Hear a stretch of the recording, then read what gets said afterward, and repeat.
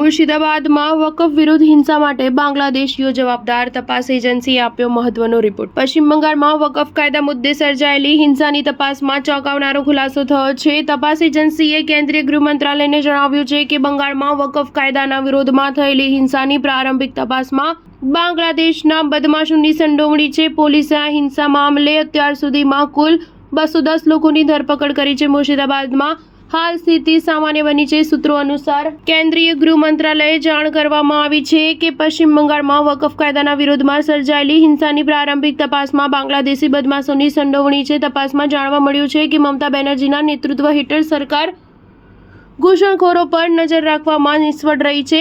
વકફ કાયદાનો વિરોધ કરી રહેલા લોકો અચાનક હિંસક બન્યા હતા, જેના લીધે મુર્શિદાબાદ જિલ્લા અને દક્ષિણ 24 પરગણામાં અશાંતિ ફેલાઈ છે, જેમાં 3 લોકોના મોત અને અનેક લોકો ઘાયલ થયા હતા। પશ્ચિમ બંગાળમાં 80,480 થી વધુ વકફ સંપત્તિઓ છે। ઉત્તર પ્રદેશમાં 2.2 લાખ વકફ સંપત્તિ બાદ બીજા સ્થાને છે। આ મહિનાની શરૂઆતમાં વકફ કાયદો પસાર થયા બાદ વ્યાપક વિરોધ પ્રદર્શન કર્યા હતા। વકફનો નવો કાયદો વકફ સંપત્તિઓના નિયમનમાં સરકારની ભૂમિકા વધારવાનો હોવાની ટીકા સાથે વિરોધ થઈ રહ્યો છે। જો કે સરકારે આ કાયદો ગરીબ મુસ્લિમોના પક્ષમાં હોવાનું જણાવતા આ પ્રકારના દાવાઓને પાયાવિહોણા ગણાવ્યા છે। મુર્શિદાબાદના સૂતી અને શમશેરગંજમાં વકફ કાયદાના વિરોધમાં હિંસક દેખાવો થયા હતા। અનેક દુકાનો, જાહેર વાહનોને આગ ચંપવાની બનાવો બન્યા હતા। પથ્થરમારાની ઘટના પણ થઈ હતી। આ તણાવગ્રસ્ત સ્થિતિ બાદ ગામડાઓમાંથી 400 હિન્દુઓ પલાયન કરી રહ્યા હોવાના અહેવાલો પણ મળ્યા છે। સ્ટાર ન્યૂઝ 7 હંમેશા સચ્ચાઈની સાથે।